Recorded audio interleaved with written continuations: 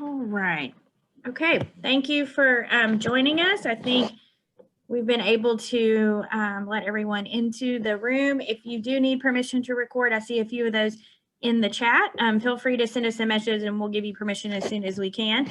Kaz, thanks for joining us this morning. You're going to kick us off for Thursday's media availabilities, but we will just start with questions and then we will get in as many questions as we can in the allotted time that we have. So to kick us off, we're going to go to Luis Torres. Go ahead, Luis. Thank you, Amanda. So, Kaz, you're going into Daytona with Colleague Racing. You've had a lot of success. You got your first national touring win in the Truck Series. You also made your Cup debut on the road course. Just tell us how special Daytona has been to you. How it is to be a part of Colleague Racing for your 500 debut, in case if you make it first. We do have to make it first, and we got our work cut out for that. But it is going to be a very special weekend. I think it'll be two great things coming together. I mean, Colleague Racing is really, really good on the super speedways. They've won a lot of races the last couple of years on those. So I feel really good about the car that they're going to be able to put under me. And then I've had some really good success at Daytona. For some reason, that place just treats me very well. So whether it's the oval or the road course, it's been good so far. So hopefully that will stay going at least through one more weekend. I'd really like that. But I think we've got a good chance to make the race. And I think that my experience from the past there in the truck and the Xfinity car will help me a little bit. Of course, I won't be experienced in a Cup car there as much of the field will be, but at the end of the day, air is air, and it works the same for trucks and Xfinity. So hopefully I have a little bit of an idea of what to expect. Thank you. Okay, we'll take our next question from Bob Pockris. Go ahead, Bob. Yeah, good morning, Kaz. Just like, are you extremely nervous, or do you feel like you're an underdog and whatever happens, happens? I do feel like I'm an underdog. So I think that adds a little bit of peace.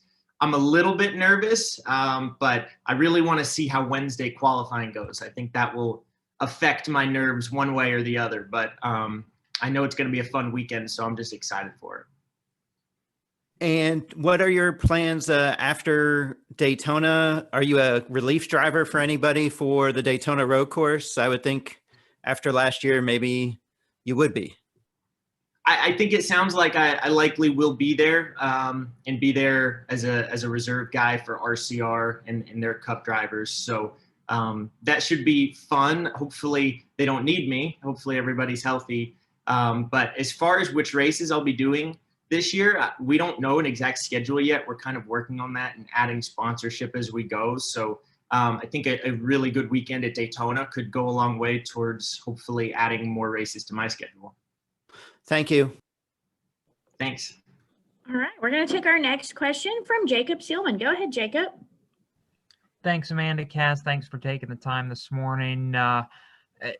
I know obviously there's a lot of optimism, a lot of enthusiasm for the opportunity you've got. Have the nerves set in at all based on the situation and having to qualify you're in? I mean, how much do you balance not thinking about that and yet still being aware of the situation you guys are in for the next week? Yeah, I mean, obviously I would love to be in a position where we have a charter and we don't have to worry about making it into the race. I think that's going to add a little bit of pressure, a little bit more chaos to the weekend than we probably would love to have. But at the end of the day, I'm going to do my best in qualifying and do my best in the duels. So frankly, what my job is inside the race car isn't really going to be any different with or without a locked-in spot to the 500. So I think to me, there's some relief in that where, I mean, I'll just be doing what I know how to do in a race car, what I've always done, which is go out there, do your best, try to win the race. So in terms of how it affects me, it doesn't really on the racetrack, but I know the team has thought a lot about it and is trying to bring the best car they possibly can, of course, so that hopefully we will be able to make it in without too much hassle. But usually there's some excitement for who makes the race. So hopefully we're part of that in a good way. Kind of a quick follow-up, but I know you've been looking for opportunities and trying to scratch and claw for whatever you can get. This particular opportunity, is this something, limited cup starts that you were looking at before the success you had on the Daytona road course as a fill-in last year, or did that maybe propel you to look for something a little bit more this season? Well, honestly, the way I've kind of approached it every year is just follow where the opportunity is. I have not yet been in a position to where I can just come in and sign on for a full-time Xfinity season. But of course, that was something that I was hoping to be able to do. But I do think that the race in the Cup car last year and our finish in that probably helped put me into some different conversations for 2021 than I would have been otherwise. So I think that more naturally led to just some different options in front of me. And for me, this deal with Colleague Racing couldn't be any more perfect. It's working with a bunch of guys that I already know, already like, have fun with, and have worked with indirectly the last couple of years. So it's a great place for me. They're a growing operation, and I really couldn't think of a better place to align myself. So I'm really looking forward to this season. Hopefully it can be the start of a much longer term relationship. Thanks, Kaz. Good luck next week. Thanks, Jacob. Okay, we'll take our next question here from Lee Spencer. Go ahead, Lee. Thank you. Just curious, do you have added confidence given the fact that you're in RCR equipment and just how solid that they have been at Daytona in the past? I do, absolutely. And to be honest, I think in any past year, I'd feel really, really confident about making the race and not be too worried about that going in. But looking at the list of drivers who are attempting to make it without charters this year, RCR is very strong, but so are a lot of the other organizations trying to make the race. And a few of them have far more experienced drivers in terms of Cup starts than I am. So I would say that, in my opinion, this is probably one of the toughest years in recent history to make the 500 in terms of competition. So yes, I feel good about us having a good car, but it certainly isn't going to be a cakewalk either way with the group that we have trying to qualify this year. So I think it's going to be a good battle to see who gets in, and I'm just crossing my fingers that hopefully the team is able to prepare a car that we can lock in on Wednesday with, because I know that would make us all sleep a lot easier on Wednesday night without having to worry about the duel. But if we do have to race our way in through the duel, I feel like we can do that too. Is there anything that, just being around AJ at Colleague, I mean, I know that you came up in road courses as well, but is there anything that you've been able to pick AJ's brain about, given the fact that he's just, kind of magical when it comes to road courses? Yeah, I mean, the last couple of years, even though I was driving for RCR, we were working with colleagues. So I got to go to the Chevy simulator with AJ and see him drive laps and overlay my data with his. And I do think that that's helped a lot, because AJ not only is really good on road courses, but really knows how to get a stock car up front on road courses. He's done it many times, both in Cup and Xfinity. So he's certainly a guy you want to listen to when he's laying laps down on the simulator. So I do think that that's helped me quite a bit. And him overall at Colleague Racing, I think, has helped, because he's, of course, much more experienced than the rest of us at Colleague Racing. So he's helped lead the direction for the team. And I think he's going to be really good to have in the Cup car for some races this year too, in terms of helping get the Cup program off its feet for Colleague. Thank you. Thanks. Okay, we're going to take our next question from Marty. Go ahead, Marty. Thanks, Amanda. Hey, Kaz. We talked a few months ago, and I asked you about how you were looking for sponsorships for an Xfinity Series rider. I'm curious how that's coming, and if you think that Daytona 500 opportunity will lead to a bigger chance of getting sponsorship. I think it definitely will. I mean, this will undoubtedly be the biggest stage I've had the chance to race on before. So I think a good weekend can help that quite a bit. And just after seeing what the Daytona road course race helped me with last year in terms of not only credibility in the sport, but traction with sponsor conversations and the response rate. So overall, I think the Cup Series definitely helps with that. So I'm looking to hopefully be able to leverage this weekend to help with that, and maybe get into some more Cup races or some more Xfinity races with colleagues. So I think that this is a big opportunity for all of us involved. Just want to make sure, as a follow-up, as of right now, do you have any Xfinity Series plans at the moment, or nothing set in stone? Nothing set in stone. I mean, it's a work in progress between Colleague Racing and I to kind of decide what makes sense for them and what makes sense for me, and put our sponsorship together to build that program.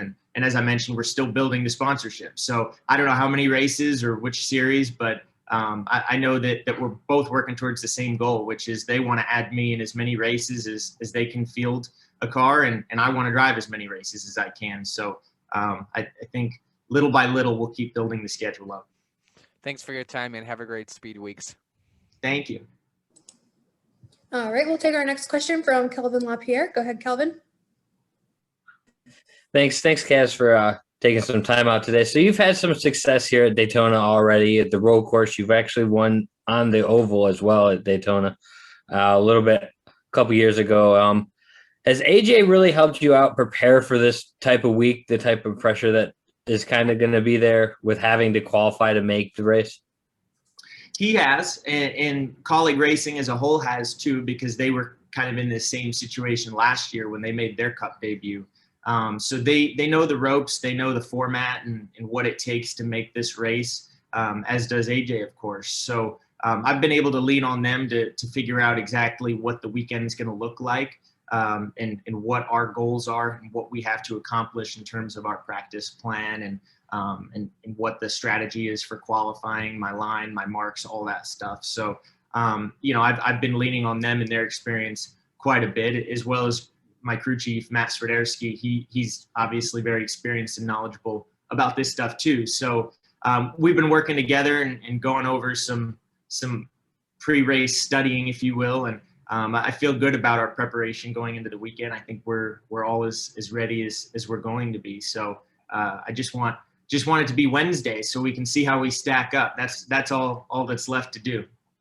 I think you and everybody in here is just waiting for Wednesday at this point. Good luck next week. Thank you. All right, we're going to take our next one from Tucker White. Go ahead, Tucker.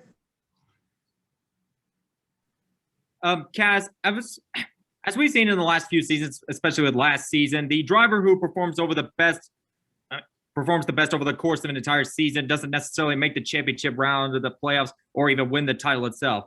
And given how much the playoffs are now weighted on, are now more luck heavy to get into the championship race and even win the title, how are the playoffs a good method of deciding a champion, especially when leagues like IndyCar and Formula One decide theirs via a season-long format?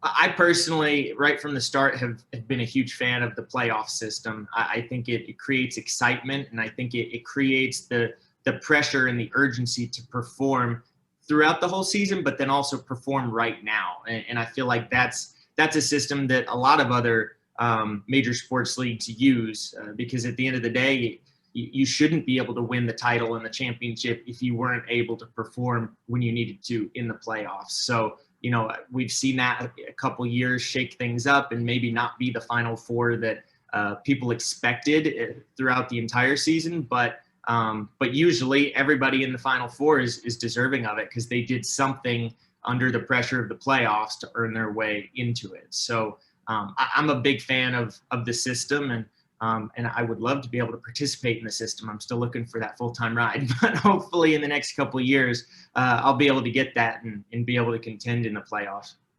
All right, thank you. All right, we'll take our next one from Jamil Hawkins. Go ahead, Jamil. All right, thank you. I have two, or they're kind of like the same question. Were you surprised when you got the call from Colleague Racing, and when did you get the call that you were going to be doing a Daytona 500 this year?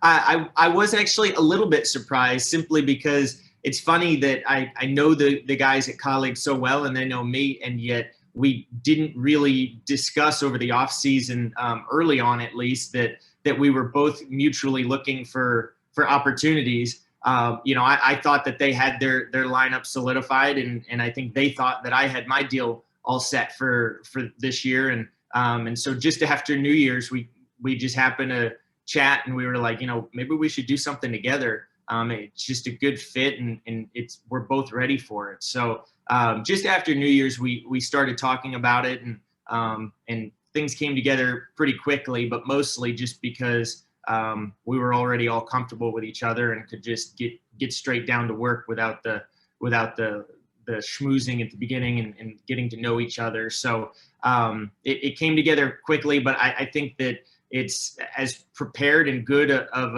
an opportunity as it possibly could be. So I feel like I'm absolutely in the right place. Thank you. All right, Casey Campbell, did you still have a question? No. No? Okay. And Jacob Seelman, follow up for you. Go ahead. Yeah, Kaz, I know the Cup car is different now from a package standpoint and really the strength of field standpoint as well than what you've experienced in the Xfinity series. But what from those past Xfinity experiences can you lean on as you prepare for the 500, get ready to try and make the race?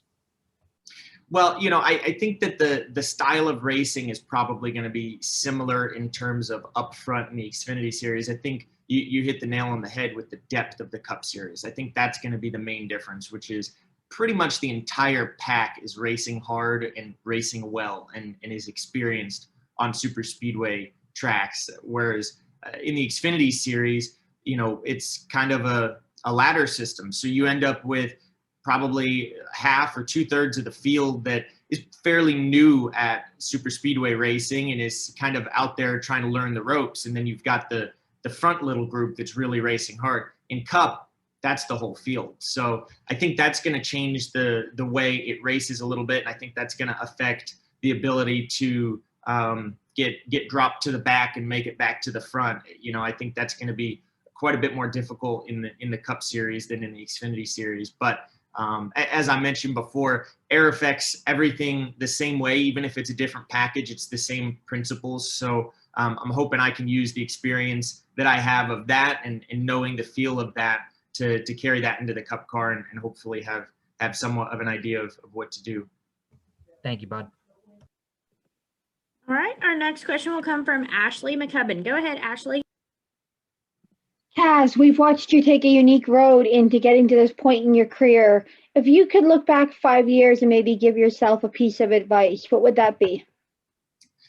Well, that is a great question. To me, it would just be to stay working hard. I think over the last few years, there have been times where I'm not sure what I'm going to do. I'm not sure what the path is for me to be able to keep racing in Xfinity or to get to Cup someday. But it seems like the truth is if you work hard for it, you keep pushing, you keep working for sponsorship and networking with teams.